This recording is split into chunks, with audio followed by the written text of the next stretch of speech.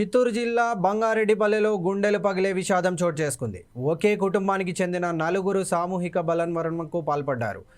బంగారెడ్డిపల్లెకు చెందిన దామోదరం నిర్మల దంపతులకు కుమారుడు రాజేష్, కుమార్తె శ్రీవిద్య ఉన్నారు. కొద్ది రోజుల క్రితం భార్య నిర్మలకు అకస్మాత్తుగా బ్రెయిన్ స్ట్రోక్ వచ్చింది. దీంతో దామోదరం తన భార్యను వేలూరులోని సిఎంసి ఆసుపత్రిలో చేర్పించి చికిత్స చేయించాడు. అయితే మిడిల్ క్లాస్ కుటుంబం కావడంతో వైద్యానికి భారీగా ఖర్చయింది. రోజుకు భార్య ఆరోగ్య పరిస్థితి క్షీణించడం, మరోవైపు వైద్య ఖర్చుల వల్ల ఆర్థిక పరిస్థితులు పూర్తిగా దిగజారి అంతంత మాత్రంగా మారడంతో దామోదరం తీవ్ర మానసిక ఒత్తిడికి లోనయ్యాడు. జీవితంపై విరక్తి చెంది కుటుంబంతో సహా తనువు చాలించాలని భావించాడు. ఈ క్రమంలోనే దామోదరం పక్కా ప్లాన్ ప్రకారం ఇంట్లో ఉన్న భార్య నిర్మల, కుమారుడు రాజేష్, కుమార్తె శ్రీవిద్యలకు విషమిచ్చి హతమార్చాడు. ఆ తర్వాత వారు మరణించారని నిర్ధారించుకున్నాక తను కూడా ఇంట్లోనే ఉరివేసుకొని బలవన్మరణకు పాల్పడ్డాడు.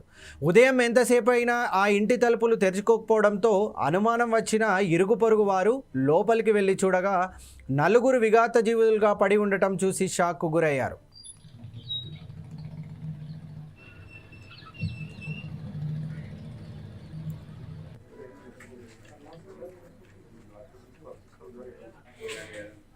బలవన్మరణంకు ముందు దామోదరం రాసిన సూసైడ్ నోటు అక్కడున్న వారిని, పోలీసులను కన్నీరు పెట్టించింది.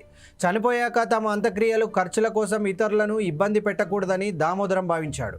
తన అంత్యక్రియల ఖర్చుల కోసం తన బ్యాంకు ఖాతాలో ఉన్న డబ్బుల్నే వాడుకోవాలని ఆ నోట్లో కోరాడు.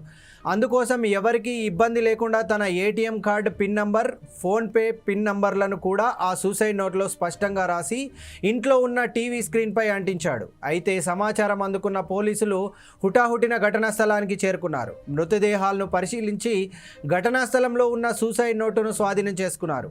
అనంతరం మృతదేహాలను పోస్టుమార్టం నిమిత్తం ఆసుపత్రికి తరలించారు. వారి సామూహిక ఆత్మహత్యకు ప్రధాన కారణమని ప్రాథమికంగా నిర్ధారించిన పోలీసులు కేసు నమోదు చేసుకొని దర్యాప్తు చేస్తున్నారు. దామోదర్ అనే వ్యక్తి కుటుంబ సభ్యులతో కలిసి ఆత్మహత్య చేసుకున్నట్లు మనకు ప్రాథమికంగా తెలుస్తుంది. వాళ్ళ భార్య నిర్మలకు గత 10 సంవత్సరాలుగా బ్రెయిన్ స్ట్రోక్ తో బాధపడుతుంది. ఆమెకు ఎన్నో హాస్పిటల్స్ తిరిగినారు. ఆమెకు క్యూర్ కాలేదు.